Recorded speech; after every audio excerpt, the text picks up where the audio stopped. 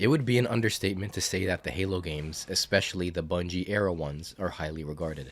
These are widely considered some of the greatest games of all time by many. Not for one reason alone, though. They all have addicting gameplay, a physics sandbox, fun to fight enemies, incredible multiplayer, a banging soundtrack, among many other reasons. But today, I want to put two of my favorite games of all time head to head. Of course, I'm talking about Halo 2 and Halo 3.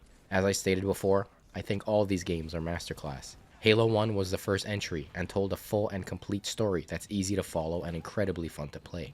It did amazing things to set the blueprint for the following games in the series. Halo 3 ODST is a killer smaller entry to Halo, which put you in the shoes of someone that wasn't a Spartan in a sprawling cityscape at night. Halo Reach was the largest leap Bungie ever did, a prequel which had you fighting alongside other Spartans for the first time, and telling a story about this planet that you've heard so much about. You can love any of these games more than the others, and you'd be totally justified. They're all amazing. But Halo 2 and Halo 3 are almost synonymously the best Halo games made by Bungie. So I'm going to break down each game's campaigns level by level and be very picky to try and crown which one is better. I'll look at what the game has you do, what's happening in the story, and your objective, on top of if it's fun on repeat playthroughs. I think this is the perfect time to say that I have insane nostalgia for both of these games. When I got my 360, I played the Halo 2 campaign to death, specifically replaying my favorite missions at the time, and for other reasons that I'll bring up when we get there. And Halo 3, the community around the multiplayer, file share, and custom games, Forge and Theater mode. I played over 5,000 multiplayer matches across ranked, social, and custom games, let alone being the highly anticipated finale to the trilogy that sees Chief and Arby fight side by side. Anyways, I say all of this to hit home the point that I won't be biased one way or another. At least I'll try my hardest not to. I love both of these games, and comparing them like this is something I've always wanted to do. So let's get started. Let's start with Halo 2. The Heretic is the opening cutscene that shows the fallout after the events of the first game. We see an elite commander by the name of Thel 'Vadamee on trial for the destruction of the Installation 04 by the Chief. They blame its destruction on him, and he also blames himself. He's found guilty and stripped of his rank. We also see Chief getting his new Mark 6 armor. We see the Sergeant giving Chief a hard time for some fried armor parts. I was always under the assumption that this was in regards to the Mark 5 going through hell after the first game, and since Bungie seemed to ignore the books for the most part, this was probably their intent. Next level. Armory. The tutorial mission, teaching you to look and walk around, and that your shields recharge on their own, with no health bar to worry about. Johnson comes to fetch Chief, and they leave. We're on the game's first auto-scroller, but it's a story-based one and not a big deal. Auto-scrollers are sections where you cannot advance on your own, and are up to the whim of some sort of set piece or hidden timer. Halo 2 has a bunch of these, and I'll point them all out when we reach them. Next level. Cairo Station. We are taken to a ceremony where Chief and Johnson are getting medals for their work during the first game, and Miranda Keyes receives accolades on behalf of her dead father, Captain Keyes. Side by side, we also see that Thel is being literally stripped naked and branded in front of an audience by Tartarus, a brute chieftain and a new enemy faction in the game. The parallel between the praise and humiliation is incredible, and just a taste of the stellar storytelling that Halo 2 excels at. Thel is dragged to meet with the Prophets, while the ceremony on Cairo is interrupted by Covenant boarding parties and a fleet set to invade Earth. You get your first guns being the battle rifle and submachine gun, both new weapons to Halo up to this point. This level is great overall, a great introduction to the game and very reminiscent of the Pillar of Autumn from the first Halo. You also come across drones, a new flying enemy faction that join the Covenant. You have a couple sections where you get to walk outside in 0G, a nice new setting where you can jump super high and all the sound is muffled. Chief is set to find a bomb that the Covenant has placed, and the level ends with Chief returning it to its sender, destroying a Covenant carrier and returning to Cairo before the crew heads to Earth. That bomb cutscene was planned to be a level on its own, but was cut. This is the perfect time to mention the infamous development of Halo 2. It's well known that Bungie was extremely crunched during the creation of Halo 2, which meant that tons of content they had planned to include would end up being cut, and it's probably a good excuse for some of the shortcomings of the campaign, such as the amount of auto-scrollers and of course the cliffhanger ending. Some things would eventually make their way into Halo 3, such as the Mongoose and going to the Ark. Next level. Outskirts. In terms of the story, we are trying to find why Regret came to Earth to begin with, and why he came with such a small fleet, all things considered. Heading into the city, Chief and Johnson's Pelicans are shot down by a Scarab, a giant Covenant walking tank. You rally the troops and move to the courtyard to fight waves of enemies and eventually 2 hunters. The main issue here is that once you know you can jump on the light in the hallway to get on the roof, you can bypass a good chunk of the level. Even if you enjoy playing the normal way, it's almost always more enjoyable to feel like you're breaking the game and doing something you're not supposed to. This is one of my favorite missions in the game, and this is the reason why. Being able to explore and feeling like you have real freedom is always great. This can take you all the way to the hotel, which will lead you to a warthog or a ghost that you can use to drive through the rest of the level. Partway through though, in the tunnel, you'll see these Covenant vehicles called Shadows, I think, with turrets on top and carrying a ghost. Cortana tells you to destroy them, but like earlier, once you know you don't need to destroy these at all, you just end up driving right past them. In a Warthog, they can't do damage to you that you can't handle. Next level, Metropolis. Almost completely another driving level. You are given a tank at the start and it's fun to use at first, until you realize there's a much faster Warthog right behind you. Getting into the tunnel, you regroup with another Warthog where one of the Marines offers you her shotgun. This was a pretty cool way to show off that new mechanic of taking your allies' weapons. Shortly after, a Goshawk comes to pick you up and he wants you on the gun. But Marine drivers are terrible. Their AI is very sloppy and they waste plenty of time and drive like idiots. You end up driving to the next section where you are able to jump on the Scarab and destroy it. Somehow killing the drivers destroys the entire thing. It's a little anticlimactic. I was never super fond of this level. I always preferred Outskirts over this one, but there is a Scarab gun Easter egg that you can get, which I've tried, but I've never been able to. But in MCC, there's a free skull that you can equip and does the same thing, and that's pretty neat. Next level, the Arbiter. We see Tartarus bringing Thel to the Prophets. Most of the Covenant Council wants Thel dead, but Truth decides to make him an Arbiter, an elite specifically tasked with going on suicide missions for the good of the Covenant. Arby's first mission is to kill a heretic leader that is actively turning other members of the Covenant against the Prophets and their great journey to activate the rings. Despite being demoted and put to be the Prophet's pet, Arbiter is still very loyal to the Covenant and takes full responsibility for destruction of the ring and doesn't care if he dies. The mission sees you fighting alongside elites and grunts against heretic elites and heretic grunts. They are pretty easy to tell apart, but a piece of me was hoping we'd be fighting humans and was a little disappointed that you never do. The level is pretty much a goose chase, hallways and hallways. The level isn't as bad as the next one though, but we'll get there. There's a section in the Banshee outside where you fly alongside a friendly phantom to find where the heretic leader went, but they just lead you in circles and you can just fly to the end of the level once you know where it is. Next level, the Oracle. All of a sudden the Flood are here. No explanations or build-up. They are just loose on the station now, and you see them literally moments into the level. This kinda bummed me out. There's no tease or mystery, they're just here now. This level kinda sucks too, for one reason mainly. The fucking elevator. You probably knew I was gonna mention this. A big chunk of the level, you're stuck on this slow-ass elevator as Sentinels and Flood just rush you. It's not fun and a little annoying since you're just standing around waiting a lot of the time. Arbiter cuts the station loose and then you backtrack through the whole previous level until you get back to the hangar and have a boss fight with the heretic leader. You find out that he's been chatting with Guilty Spark, and that's how he knows the truth about the rings. He doesn't let Spark talk, probably knowing that Arbiter is still too brainwashed to see reason, and he's definitely correct about that. The boss fight isn't bad. He has you fighting 2 other clones of himself, but the real one is in the back, and you can kill him in like 4 seconds. The final cutscene here, where Arbiter uses the term Oracle and Great Journey with Spark, making remarks about it, is brilliant. Really shows how much the Covenant have the wool pulled over their eyes, thinking about the rings were created for some higher purpose. Tartarus shows up and kidnaps Spark, and later takes credit for finding him. Next level, Delta Halo. Another great level. In terms of story, we are still chasing Regret, and he leads us to a new Halo ring, Installation 05. Plenty of outdoor spaces, bright environments, and open hills. You drop in an ODST pod and instantly have access to the rocket launcher. You're supposed to stay here, defend the landing zone, but you can just walk to the next area, because it isn't far. Next area, you lower the bridge and then wait for the tank. Just like before, the tank is fun at first, but it's slow as shit. Better off taking a Warthog or a Ghost. You zoom and shoot through some ruin-like environments. This takes you to Sniper Alley and other awesome looking environments. Not much happens until the end, which leads you into next level, Regret. A hologram shows Regret's plan to light Installation 05. Our job is to find and kill him, while Miranda and Johnson go look for the index at the Rings library. This level is alright. Plenty of auto-scrollers, and I mean plenty. The fights are fun though. Fighting outside, you get a gear drop from Pelicans before entering the first gondola. A long auto-scroller where you'll be fighting drones and other Covenant to pass the time. You come to a structure which brings you to the first submarine. Yeah.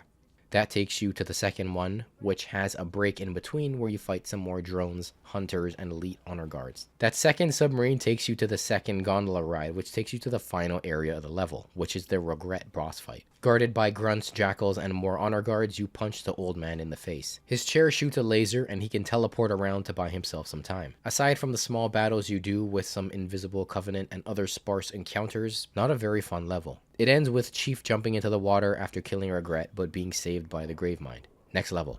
Sacred Icon. A big story moment happens here, and that's where the Prophet's immense distrust in the elites. First, it was the Arbiter taking the fall for the destruction of the ring in Halo 1. Then it was the Brutes securing the Monitor, Guilty Spark. Then it was the death of Regret that pushed them over the edge. The Brutes have now been put in the role of honor guards, since the elites cannot guarantee the Prophet's safety, apparently. Since finding the Monitor, he has informed them that they still require the activation index. Truth sends Arbiter to find the Sacred Icon, with Tartarus to aid. More hallways and hallways. At least it isn't the library proper, since you need to lower the shield before you can enter it. You lower it right away, but are faced with a larger sentinel, called an enforcer. You take a short gondola ride to the next area, which has more hallways of sentinels and flood. Lots of long slides where you drop down and lower into the facility, which are a pretty cool set piece. Eventually you end up outside, where the next level.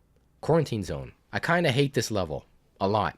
It's a vehicle level almost entirely, where you get to see the Flood drive vehicles around, both human and Covenant. A couple times you'll need to get out on foot and run through some areas, but you can get into another vehicle almost immediately. You'll come to the worst auto-scroller in the game. A gondola that takes around 4 to 5 minutes to complete. You can run around and fight if you'd like, or just jump into this spot and wait it out. Nothing you can do to make this go by any quicker. A quick thought with the story. Shipmaster tells you to go ahead and he'll slow down the Flood following you. Tartarus immediately calls him a coward, a nice foreshadowing to how much Tartarus hates the elites, and he will betray you after this gondola section. The best cutscene in the game is here, where Miranda and Johnson are already at the index and get into a fight with the Arbiter. RB knocks Johnson out and Tartarus comes to capture Miranda and the index. He says the Prophets told him to kill you once they had possession of the index. Tartarus knocks RB into a pit, who is then saved by the Gravemind. Next level. Gravemind. Chief and RB are brought to the host of the Flood itself, called the Gravemind. He brings you here mainly to save his own ass. We see that the Gravemind has Installation 05's monitor, captured as well as the Prophet of Regret. He tries and fails to convince the Arbiter that the rings are designed to kill everyone, and not some sort of great journey. Regardless, they must stop the ring from being activated. Gravemind sends Chief to High Charity and Arbiter to the control room to find it. The level starts properly with Chief being teleported to High Charity and fighting through the Covenant City. This is where Chief and Cortana see the fallout between the elites and the Brutes, and the hallways are flooded with them fighting each other. I love when something pivotal from the story really affects what happens in the gameplay like this. I think this level is fantastic. We see plenty of areas that we get to see in the cutscenes to do with the Arbiter. We see the platform Arbiter was when he was stripped, the jails, and even the mausoleum where RB got his armor. The level ends with a big battle inside that same mausoleum where we see Brutes, elites, and hunters all fighting in this large-scale fight. The level ends with Tartarus and Truth, with Miranda and Johnson preparing to leave the city. The Flood attack. They hijacked the Enamber Clad that Miranda left near the library and flew it to High Charity. The Flood jump on Mercy, but Truth leaves him behind. Next level. Uprising. I love this level. Arbiter is teleported near the control room and witnesses Brutes slaughtering elites. You regroup with other elites and make your way through the facility. This was another one of the levels I replayed a bunch, just because I would try to keep the Gold Elite alive. You fight through rooms of Brutes. You also have some jackals and grunts on your side, but are also fighting some as well. You reach a ghost area where you zoom through some valleys, past a wraith, and tons of Brutes, until you end up outside. You reach back with Shipmaster and see that Tartarus and Miranda have arrived at the control room with Index in hand. Next level. High Charity.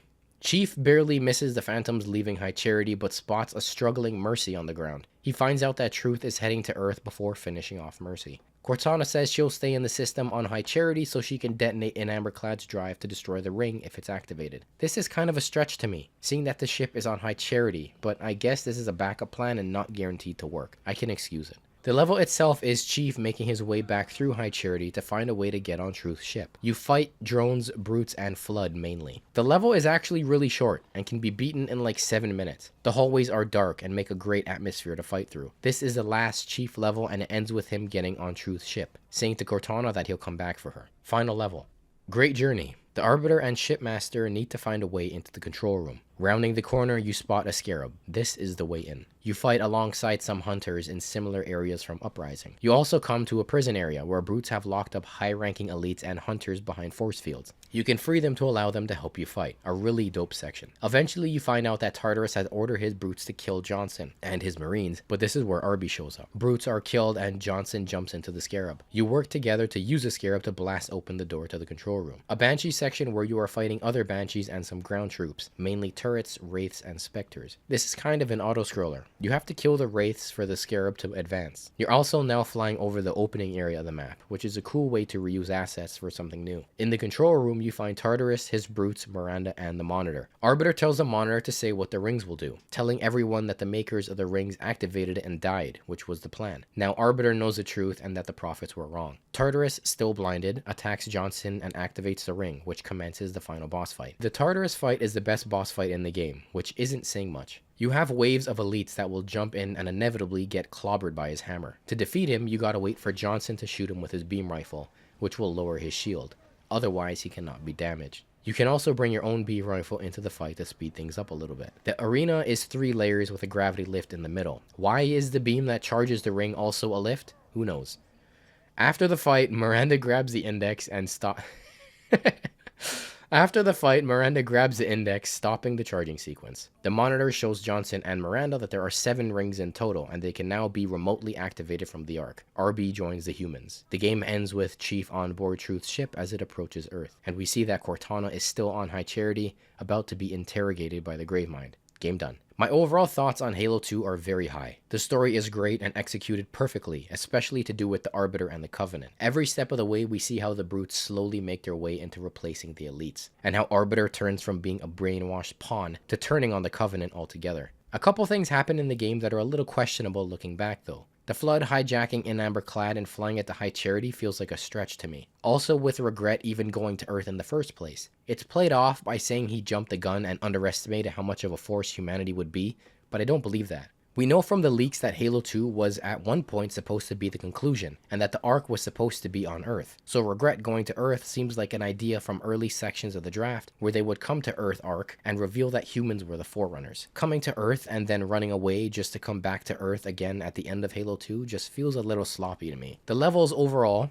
I think the Arbiter levels kinda suck. I do really enjoy Uprising and Great Journey, but Oracle and Quarantine Zone are extremely bad. His first mission along with Sacred Icon are both pretty good though. All of Chief's levels are good. My favorites being Outskirts, Delta Halo, and Gravemind. The mission Regret is pretty annoying with all the gondola and elevator rides. Feels like you're doing nothing and waiting for a chance to play again. The gameplay in Halo 2 was quite a step up. Chief can jump much higher and also has access to much more weapons than the first game. Not just the fuel rod and sword that you couldn't use previously, but also the carbine and beam rifle are welcome additions. Plus the brute shot and sentinel beam as miscellaneous weapons that sit alone. I find the Flood in general in this game to be really tricky. Awkward to hit headshots, weird hitboxes, and varying levels of agility, making them not super fun to fight. Okay, let's move on to Halo 3.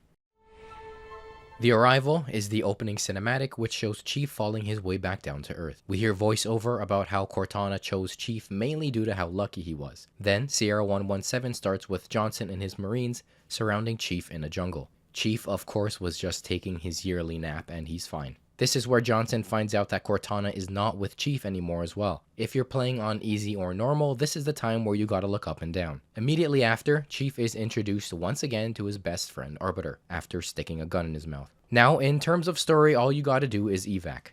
Plans go awry and Johnson gets captured. The level ends with you freeing Johnson and actually evacing. This level is a pretty good opening. A nice change to familiar hallways that we get with Pillar of Autumn and Cairo Station, with a vibrant green jungle. It's super fun to jump around bouncing off logs and rocks. We also see that the brutes now sport armor, and that the armor can be permanently destroyed, making them much easier to kill after doing so.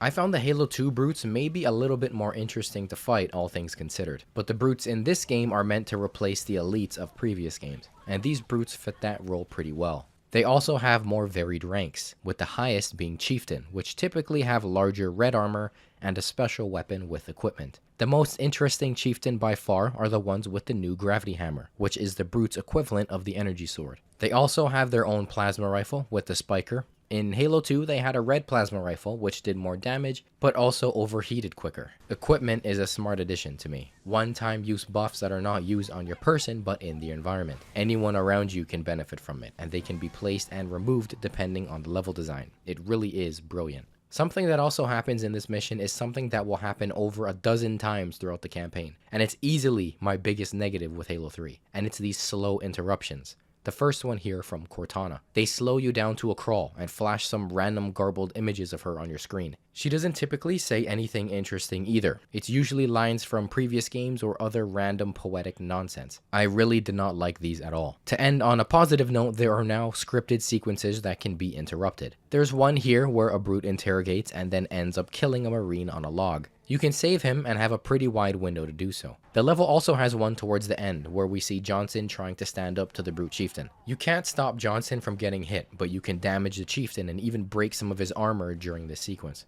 Sad to say that these are few and far between in the rest of the game. It's like a feature that Bungie nailed and then forgot about. Next level. Crow's Nest. The Chief is regrouping with Miranda and company and preparing to stop Truth. Miranda fills Chief in on the Ark. Whoa. Which we learned about at the end of Halo 2. Truth set up anti-air cannons around the portal. So, Miranda and Lord Hood want to make a hole in the defenses to stop Truth from entering. The lights go out and Truth appears and just taunts everyone a little. Miranda gives her little "to war" line while walking up the stairs, and then in gameplay she just walks back down. Your job is to help the squads around the station evacuate.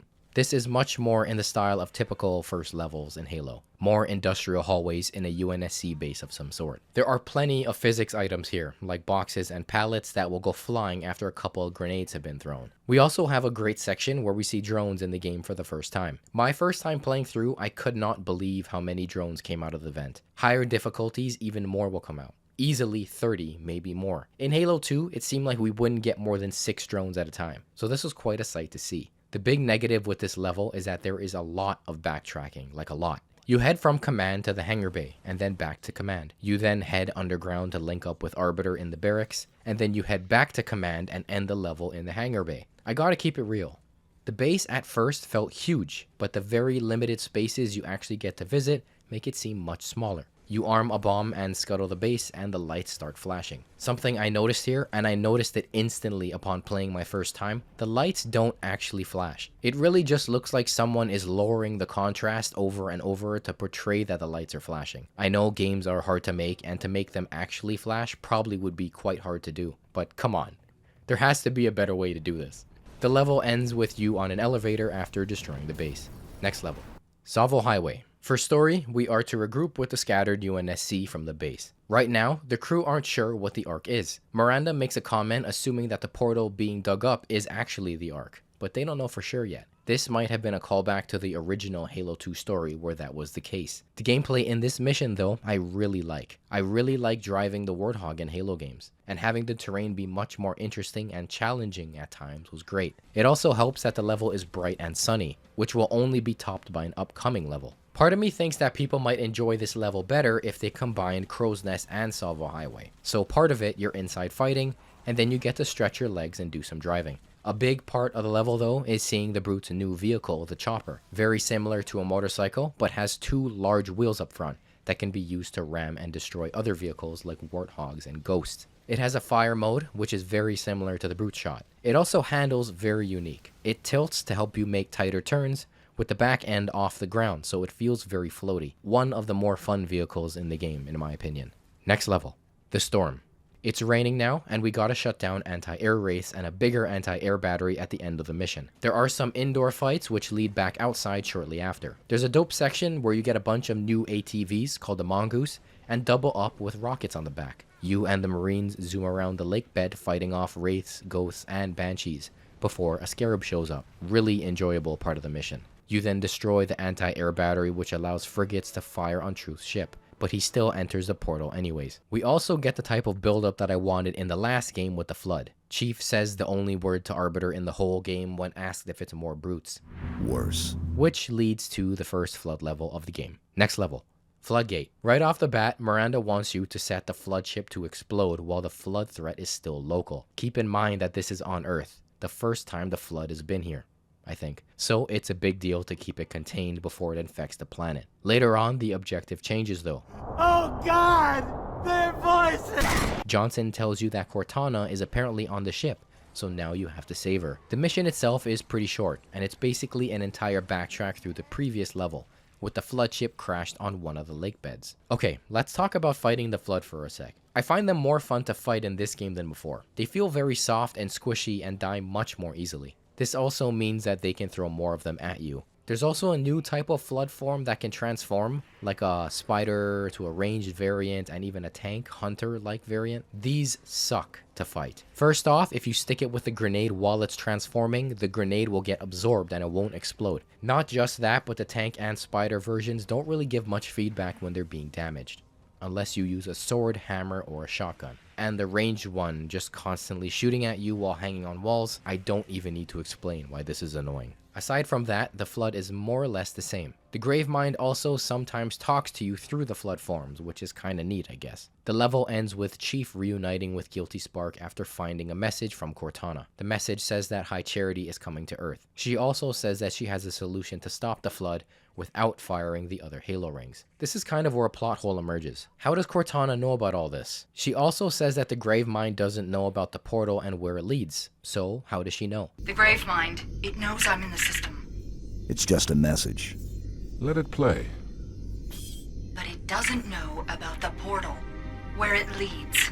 We can assume that the Gravemind told her about the Ark and its function, as well as the replacement ring 04B. But what about the gaps in her knowledge? She knows where the portal goes, but how? Are we supposed to assume that her being in High Charity's system gave her access to this knowledge? It's clear that Truth knew all of this, so maybe she's learning from where he got it from? Also, how did she know Chief would even get the message at all? I don't know, there are some gaps that we are just told to ignore. Moving on.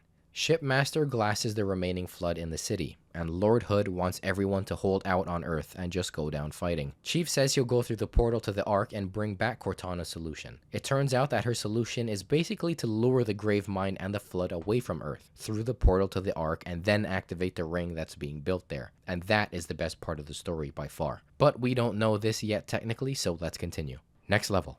In terms of story, we are still chasing Truth. He wants to activate the Ark itself, which would fire all 6 currently active Halo rings. We have no idea where we were spit out or where Truth is, so we search for the map room. We have Guilty Spark with us, but he's not very familiar with the Ark. I love this level. I love the bright desert landscape and starting off with a sniper. The gameplay in general for Halo 3 feels much better to me. The guns, aside from the assault rifle, are all fun to use. They sound and feel great. The Brute's chunky armor is satisfying when it breaks off, and killing grunts and jackals has always been fun to do. There are some drivable areas, also where we get to see the new Brute Prowler. It's very similar to the Spectre from Halo 2, and was clearly the inspiration for it. There's a part of the mission where you can bypass a small portion of it by taking the path here off to the right. You end up returning to the area we are currently ignoring anyways. There is a dope set piece here where Miranda brings the Forward Unto Dawn down from orbit and lands it in this canyon. I love the sense of scale here, something games rarely play around with, and this was such a nice surprise my first time through.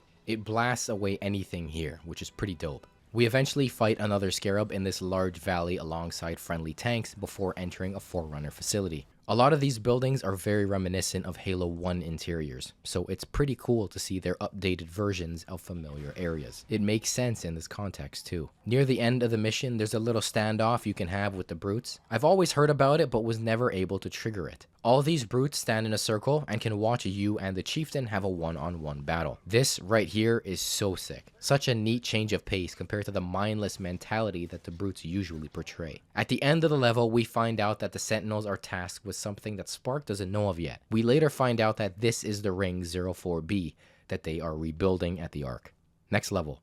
The Covenant. Another fantastic level. Truth is currently in the control room of the Ark. This means we need to disable 3 towers before we can get to him. Also worth noting that Shipmaster has requested to be the one to kill Truth once you confront him. So Chief is at Tower 1, Arbiter and the Elites are at Tower 2, and Johnson with some Marines are at Tower 3. You fight alongside this beach type area, very reminiscent of the Silent Cartographer from Halo 1 in my opinion. The battle is very similar. You make your way along the beach, taking down enemies until you get a Warthog. You take it and drive up to the first tower. You eliminate the Covenant defenses and fight your way to the top. Chief deactivates the barrier, Arbiter does the same with his. Johnson is having some trouble, so you do some backtracking. I don't mind this use of it, honestly. Back down to the beach, we get the new UNSC flying vehicle, the Hornet, and head to the third tower. The Hornet is pretty fun to fly. It has a main machine gun and missiles as a secondary, which do insane damage to Banshees. Also makes it much easier to destroy Phantoms. After getting to the third tower, we are faced with Hunters at the bottom and invisible brutes up top. Deactivating the tower,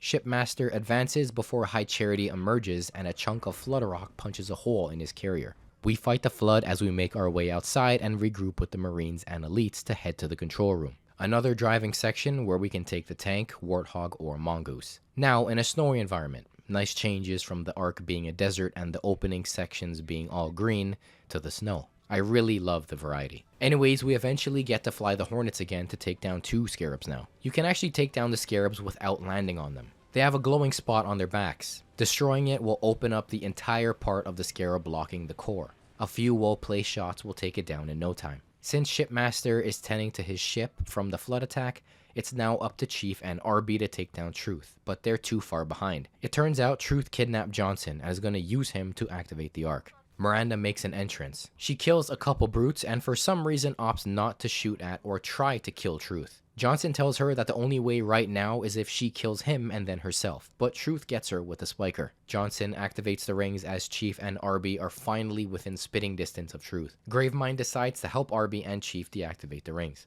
Purely selfish, since if the rings go off, everyone will die and the Flood will eventually starve. A dope section here where the Flood fight alongside you, and you make your way to Truth. A team up that we thought we would never see. After deactivating the rings and killing Truth, Gravemind turns on you as expected, and now it's time to backtrack to the elevator and end the level. This is where we see the installation 04B for the first time. To light it, now's probably a good time to go and get Cortana. It's worth mentioning that Guilty Spark made a passing comment that the ring is still so new that its own index hasn't been fabricated yet. Though it will take time to fabricate. So Chief heads out to High Charity. Some quick thoughts on this level. The Covenant was previously planned to be 3 levels. Halo 3 had its fair share of content cuts, and what happened to this level was one of them. I think most people enjoy this level in general, not just the callback to the silent cartographer near the start, but also the game constantly giving you new things to do. Flying the Hornet is pretty cool. Honestly, would have loved to fly the Pelican here instead, but I'll take what I can get. Anyways, let's keep going. 2 levels left. Cortana. The objective is simply to find Cortana. The level itself is navigating the winding maze-like hallways of High Charity. The goopy flood overgrowth that covers the entire city makes it pretty tough to find your way forward. For the most part, it isn't too bad, and the mission is actually pretty short if you don't get lost. But there's a big room that will probably give you the most trouble. There is no singular path forward, you just need to make your way up and out. You find Cortana, who reveals that she has the index from the first Halo ring that you guys can use to activate the new ring. Before you leave High Charity, you set the place to blow up. A little backtracking, but since the explosions are going off, some paths are blocked off and new ones are made and you must take a different route. It's pretty easy to find your way back through though, and Arbiter actually shows up to help you make your big escape. It's fair to say that overall, it seems like many people don't like fighting the Flood, whether it's because they can be a little boring or that they just try to swarm you. Whatever the reason is, I have to reiterate that I think the Flood in Halo 3 aren't much of an issue at all. So having a solely Flood level, since they are so much more forgiving to kill, I didn't really have a big problem with Floodgate or Cortana. I'll come back to this when we're wrapping up. Chief, RB, and Cortana are to head to the new ring. Johnson is bringing the Dawn as a way out after the ring is fired. Next level. Halo, the last level of our Halo 3 journey. Chief lands the Pelican the same way he lands all of his aircraft. The sole goal is to light the ring and then escape to the frigate. We get to see one of those classic Halo 1 towers in full HD and a new coat of paint. The Flood is doing all they can to stop you. One thing about this area is that instead of zigzagging up the tower, you can just boost up to the middle and just walk to the top. You clear any remaining Flood and enter the facility. Johnson goes to activate the ring, but Spark says it's not ready to fire yet since it's not completed building and it's still way too close to the Ark. He ends up blasting Johnson and then Chief and RB. We get the big reveal here. Spark says you are Forerunner to Chief, but apparently he's crazy, so you can't believe what he says. Or he didn't mean it, literally. Whatever 343 defenders usually say, just insert that here. Guilty Spark is the last boss fight of Halo 3, and he's invulnerable until Johnson blasts him with his Spartan laser. You take it from Johnson and kill Spark. for good this time. Johnson dies and then Cortana activates the ring. Now we gotta get out of here, so we take the route that Johnson did and use the Warthog to escape. I opted to use the Mongoose though. Depending on some different factors and where to look, you can complete this final Warthog run with many different vehicles. I know the Ghost is a big one, but I think there's a Brute Chopper also hidden nearby. We do a driving section very similar to the end of the first game. I'm just realizing it now, but Halo 3 takes the endings of both Halo 1 and 2 and combines them. A final boss with Guilty Spark, just like the Tartarus fight from 2, and the final Warthog run on Installation 04B, just like the one on Pillar of Autumn. Anyways, the ring is exploding and you're driving over tiles, which would make up the terrain. The weird thing here is that there's nothing initiating the explosions. It's just tile and then hundreds of feet of nothingness underneath it. So the tile just erupts in flames and goes flying. It's something that once you see it, you can't unsee it. Completing the run sees the crew back on the Dawn. Chief stays in the hangar bay, but Arbiter heads up to the command deck while Cortana flies them out of here. The ring explodes and we get confirmation that Chief's name is indeed John Halo. Flash forward to a memorial with Lord Hood, Arbiter, and some other Marines on a hillside on Earth. We see pictures of Miranda, Johnson, and some other jabronis we don't know, but also the engraving of 117. The ship tore in half as it was entering the portal. Arbiter made it back to Earth while Chief in the back half of the ship with Cortana got spit out at some random spot in space. Cortana puts out a beacon and Chief goes to sleep. The legendary ending, it's weird. There is no legendary ending. The game ends with Chief just taking a nap. I joke, of course. It teases what would become Halo 4. Okay, so overall thoughts on Halo 3. The story is not as good as Halo 2. And I think it's because Halo 2 had all these moving parts and overlapping storylines that all fit together perfectly, basically resolving any questions. But with Halo 3, since we focus on the Chief, the story is much more straightforward, just like the first game. I did like the twist of the Ark creating a new ring to replace the one that Chief destroyed, and then actually lighting it, something that would be unthinkable when we first found out what the rings did. The gameplay itself though, honestly I think it's near flawless. The guns are all super fun to use and responsive. The assault rifle actually sucks though. The damage is insanely low, and even the sound design is very weak. What I think happened, and I'm only guessing so please correct me, was that since they were going to keep the SMG from Halo 2, which in that game replaced the AR from the first game, they didn't want two guns that had the same role. So they increased the range on the AR but lowered the damage, but made the SMG shred up close. The Brute Shot, I like the way that it used to bounce in Halo 2. Just makes it more interesting to use. But the game is just fun overall. The physics sandbox is top notch. Bungie knew that they knocked it out the park, and the Gravity Hammer really lets that shine. The equipment are great. The bubble shield is iconic at this point and really fun to use. I gotta say, I still think Halo 3 is more fun to play than Halo 2. Halo 2 is also a longer game, which in this case I think it's better if it wasn't for those auto-scrollers that really pad out the playtime. I also think that Halo 2 had more varied interiors, like Cairo, which is a space station. Regret was more ruins or older type of architecture. Sacred Icon, that very metallic, typical Forerunner interiors. Gravemind being on High Charity and the Covenant aesthetic. High Charity, which is the flood-infested Covenant aesthetic, very dark and smoky. Great Journey had a good mix of indoor grassy areas and bottomless pits. Halo 3 mainly had Crow's Nest, which is basically a military industrial setting, flood-infested Covenant aesthetic in both Floodgate and Cortana, and typical Forerunner interiors on the Covenant and Halo. Honestly, I could be missing some there, but you get the idea. Halo 2's levels have plenty of indoor variety, while Halo 3 mainly dominated the outdoor variety, and I don't even need to give examples to prove that point. In my personal opinion, before making this video, I would have said Halo 3 by a landslide, but replaying the games, I don't know, for the 30th time, lean me more toward Halo 2. Honestly, it probably still is Halo 3 for me, if not only for the horrible auto-scrollers in Halo 2, that flood elevator in the Oracle, the 2 gondola and 2 submarines in Regret, and the flood gondola in Quarantine Zone. Those make the game very annoying to replay. But what brings it back up for me is how much I love Outskirts, Delta Halo, and Uprising. Those are some of the best missions in the trilogy. Halo 3 is also up there with the Ark and the Covenant. I also really enjoy Salvo Highway, but the rest of the mission lineup in Halo 3, I think it's stronger overall.